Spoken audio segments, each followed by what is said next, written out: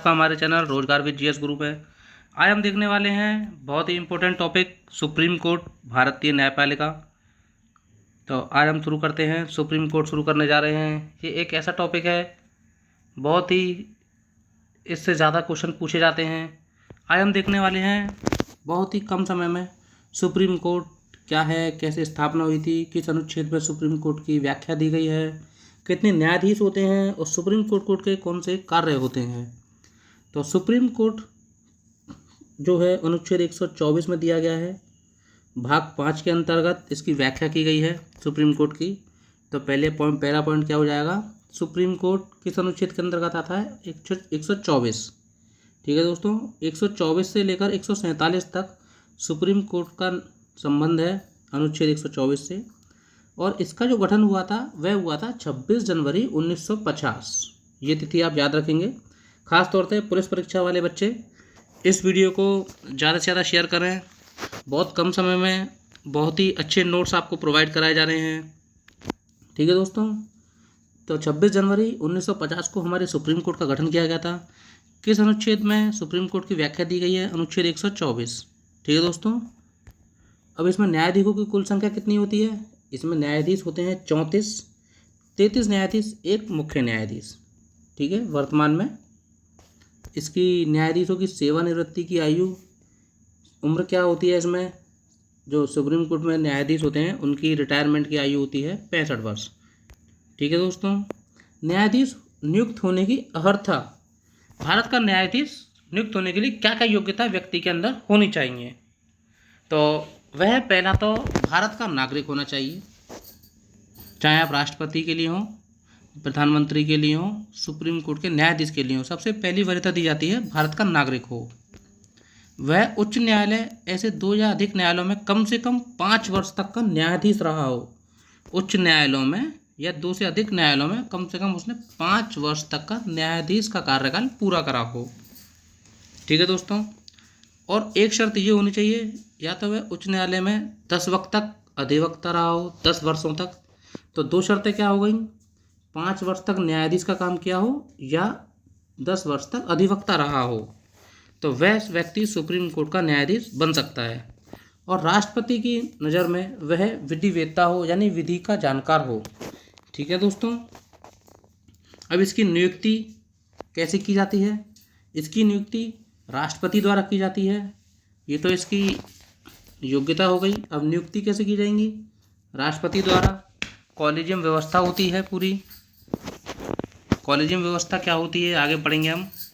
इस कॉलेजियम व्यवस्था में कौन कौन शामिल होते हैं, तो इसमें होते हैं भारत के मुख्य न्यायाधीश, उच्चतम न्यायालय के 4 वरिष्ठतम न्यायाधीश। कौन कौन, भारत के मुख्य न्यायाधीश और सुप्रीम कोर्ट के 4 वरिष्ठतम न्यायाधीश इस व्यवस्था में शामिल होते हैं, जो सुप्रीम कोर्ट का मेन न्यायाधीश की नियुक्ति करते हैं, जो अपॉइंट करते हैं, राय से चुनते हैं। इसको शपथ कौन दिलाता है, सुप्रीम कोर्ट के न्यायाधीश को। सुप्रीम कोर्ट के न्यायाधीश को शपथ भारत के राष्ट्रपति द्वारा दिलाई जाती है। ये क्वेश्चन आप याद रखेंगे। ये सारे आपके इम्पोर्टेंट पॉइंट करा रहा हूँ मैं, कोई फालतू की चीज़ इस वीडियो में नहीं कराई जा रही है, केवल एग्जाम रिलेटेड आपको मिलेगा। अब न्यायाधीश को कैसे हटाया जाएगा, अब जब न्यायाधीश हमने चुन लिया तो न्यायाधीश हटाया कैसे जाएगा। जो न्यायाधीश है हमारा, किसी सिद्ध कदाचार या असमर्थता के आधार पर संसद के प्रत्येक सदन द्वारा उपस्थित एवं मतदान करने वाले सदस्यों के कम से कम 2/3 बहुमत से, किससे, 2/3 बहुमत से सुप्रीम कोर्ट का न्यायाधीश हटाया जाता है। तो कैसे, जो संसद में प्रत्येक सदनों द्वारा उपस्थित एवं मतदान करने वाले सदस्यों में कम से कम 2/3 ने वोटिंग की हो, 2/3 का बहुमत हो, तब सुप्रीम कोर्ट का न्यायाधीश हटाया जा सकता है।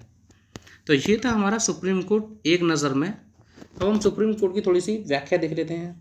तो सुप्रीम कोर्ट भारतीय शासन प्रणाली का तीसरा स्तंभ कहा जाता है। जो न्यायपालिका है हमारी, वह भारतीय शासन प्रणाली का तीसरा स्तंभ कहा जाता है। भारत की शासन प्रणाली कैसी है, भारत की शासन प्रणाली संघीय व्यवस्था है। कैसी है, संघीय व्यवस्था है, संघीय व्यवस्था है और एकीकृत है। संघीय व्यवस्था है किंतु न्यायपालिका एकीकृत है। इसका मतलब ये हुआ दोस्तों पूरे देश के लिए एक ही सुप्रीम कोर्ट होगा, ठीक है। इससे ऊपर इसका फैसला अंतिम होगा। सुप्रीम कोर्ट ने जो निर्णय दे दिया वह अंतिम होता है। तो हमारे देश में एक ही सर्वोच्च न्यायालय की व्यवस्था की गई है और केंद्र और राज्यों के लिए अलग अलग पृथक न्यायालयों की व्यवस्था नहीं है। जैसे कि सुप्रीम कोर्ट ने अब हाई कोर्ट हो गए, जैसे जो राज्य के हाई कोर्ट होते हैं, उन्होंने कोई फैसला सुना दिया तो आप उसके फैसलों को चुनौती सुप्रीम कोर्ट में दे सकते हैं, लेकिन सुप्रीम कोर्ट के फैसले को चुनौती कहीं नहीं दी जा सकती है, ठीक है दोस्तों। भारतीय जो न्यायपालिका है उसका आकार शंकु के आधार का होता है। किस तरीके का आकार होता है? शंकु के आकार होता है। शंकु के आकार का तो मैं आपको दिखा देता हूँ। इस तरीके का आकार होता है। सबसे ऊपर जो होता है हमारा वह सुप्रीम कोर्ट होता है। नीचे हमारा हाई कोर्ट होता है। क्या होता है? High court. सुप्रीम कोर्ट से हाई कोर्ट से नीचे जो होते हैं हमारे जिला एवं सत्र न्यायाधीश होते हैं। उसके नीचे जो होते हैं हमारे मुंसिफ न्यायालय होते हैं। उसके नीचे हमारे न्याय पंचायत जो गांव में एक होती है, और मुंसिफ न्यायालय हर जिले में अनेक होते हैं। जिला एवं सत्र न्यायालय हर जिले में एक होता है, और हाई कोर्ट राज्य में होता है, और सुप्रीम कोर्ट जो भारत में एक है, दिल्ली के अंदर है। तो ये थी हमारी न्यायपालिका व्यवस्था, हमने देखी। सुप्रीम कोर्ट का जो व्याख्या दी गई है संविधान के भाग 5 में दी गई है। किस भाग में? भाग 5 में अनुच्छेद 124 के अंदर दी गई है सुप्रीम कोर्ट की व्यवस्था। अब आगे हम कुछ महत्वपूर्ण क्वेश्चन देखने लेते हैं जो किसी न किसी परीक्षा में आए हुए हैं, ठीक है दोस्तों। तो चलते हैं। संविधान के प्रवर्तन के समय उच्चतम न्यायालय में न्यायाधीशों की कुल संख्या कितनी थी? जब संविधान बना था उस समय उच्चतम न्यायालय में न्यायाधीशों की कुल संख्या कितनी थी? तो 8 न्यायाधीश थे। एक उनमें मुख्य न्यायाधीश, 7 अन्य न्यायाधीश, ठीक है। वर्तमान में सर्वोच्च न्यायालय में न्यायाधीशों की कुल संख्या, वर्तमान में सर्वोच्च न्यायालय में न्यायाधीशों की संख्या 34 है। एक मुख्य न्यायाधीश, 33 अन्य न्यायाधीश। अब ये क्वेश्चन बहुत बार आ चुका है, इस क्वेश्चन को आप ध्यान से देखिए। सुप्रीम कोर्ट में न्यायाधीशों की संख्या में वृद्धि की शक्ति किसके पास होती है? ये आपके पास ऑप्शन दे सकता है, संसद के पास, राष्ट्रपति के पास, प्रधानमंत्री के पास, या कैबिनेट मंत्री के पास। तो आपका ऑप्शन क्या हो जाएगा? संसद के पास। ये क्वेश्चन बीपीएससी प्री 2000 में भी आ चुका है। जो सुप्रीम कोर्ट में न्यायाधीशों की संख्या में वृद्धि संसद कर सकती है, संसद के पास यह शक्ति होती है।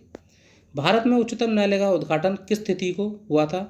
तो ये हो जाएगा हमारा 28 जनवरी 1950 को गठन हुआ था। उद्घाटन और स्थापना 26 जनवरी 1950 को, ठीक है। आगे चलते हैं। उच्चतम न्यायालय मामलों की सुनवाई नई दिल्ली में करता है, किंतु इसके अनुमोदन से वह किसी अन्य स्थान पर भी सुनवाई कर सकता है। अब इसको ऐसे समझ लीजिए। अब किसी व्यक्ति ने कहा कि जैसे कि सुप्रीम कोर्ट दिल्ली में है तो वहाँ न्यायाधीश सुनवाई करते हैं, क्या इसके अलावा कहीं और भी सुनवाई हो सकती है? तो ये हो सकती है, लेकिन किसके परामर्श पर? राष्ट्रपति के अनुमोदन से। राष्ट्रपति अनुमोदन करेंगे, राष्ट्रपति आदेश करेंगे, उसके बाद ये सुनवाई है ये किसी अन्य राज्य या अन्य स्थान पर भी हो सकती है। नेक्स्ट देखते हैं। किस मामले की सुनवाई करने के लिए सर्वोच्च न्यायालय की अब तक की सबसे बड़ी 13 न्यायाधीशों की गठित की गई थी सबसे बड़ी पीठ जिसे कहते हैं, जो सबसे इसमें 13 जजों की पीठ बैठी थी। जो ये 1973 में केशवानंद भारती मामला आया था, इस मामले में 13 जजों की बेंच बैठी थी इस मामले की सुनवाई करने के लिए। तो ये क्वेश्चन इतना इम्पोर्टेंट है कि ये क्वेश्चन इस तरीके से पूछा जाएगा आपसे। अब तक की सबसे बड़ी जो जजों की बेंच बैठी है सर्वाधिक, वह किस मामले में बैठी है? केशवानंद भारती बनाम मामला केस था, ये केरल में था, 1973 में आया था ये मामला। अब एक क्वेश्चन इस तरीके से बनता है कि मूल ढांचे की अवधारणा किस केस में हुई थी? तो ये आता है आपका केशवानंद भारती मामले में, ठीक है दोस्तों। अगला देखते हैं हम। सर्वोच्च न्यायालय के वह कौन न्यायाधीश थे जो वरिष्ठतम क्रम के आने पर भी लकवे का शिकार हो जाने के कारण भारत के मुख्य न्यायाधीश नहीं बनाए जा सके? तो इसमें नाम आ जाएगा सैयद जफर इमाम का 1964 में। आगे चलते हैं। 1977 में न्यायमूर्ति HR खन्ना की वरिष्ठता का उल्लंघन कर किस सर्वोच्च न्यायालय का मुख्य न्यायाधीश नियुक्त किया गया था? तो HH वैग थे। ये क्वेश्चन प्रीवियस ईयर पूछे गए हैं किसी न किसी परीक्षा में। अब ये क्वेश्चन पूछा जाता है RO, PCS, यहाँ तक कि UPSC में भी और वनडे एग्जाम में भी। भारत में तदर्थ न्यायाधीश की व्यवस्था किस न्यायालय में होती है? तदर्थ न्यायाधीश की व्यवस्था होती है वह हमारे केवल सुप्रीम कोर्ट के अंदर है। तदर्थ न्यायाधीश जो नियुक्त किए जाते हैं वह केवल सुप्रीम कोर्ट में किए जाते हैं, ना कि हाई कोर्ट में। तो यह आप बहुत ही इंपॉर्टेंट चीज़ बता रहा हूँ आपको, इंपॉर्टेंट है एग्जाम के पॉइंट ऑफ व्यू से। सर्वोच्च न्यायालय में तदर्थ न्यायाधीश की नियुक्त किए जाने के संबंधी प्रावधान किस देश से संविधान से प्रेरित है? तो ये हमारा हो जाएगा फ्रांस के संविधान से। ठीक है, इसमें आप दो चीज़ याद रखेंगे, तदर्थ न्यायाधीश की नियुक्ति का प्रावधान हमने किस ये देश से लिया है? तो ये फ्रांस से लिया है। सर्वोच्च न्यायालय में तदर्थ न्यायाधीश की नियुक्ति हो सकती है केवल, इस चीज़ को आप याद रखिए। ये तदर्थ न्यायाधीश की नियुक्ति हाई कोर्ट के अंदर नहीं हो सकती है, केवल सुप्रीम कोर्ट के अंदर होती है। अगला चलते हैं हम, उच्चतम न्यायालय के मुख्य न्यायाधीश की सेवानिवृत्ति की आयु कितनी होती है? तो ये होती है हमारी 65 साल। कितनी? 65 साल, 65 वर्ष। नेक्स्ट देखते हैं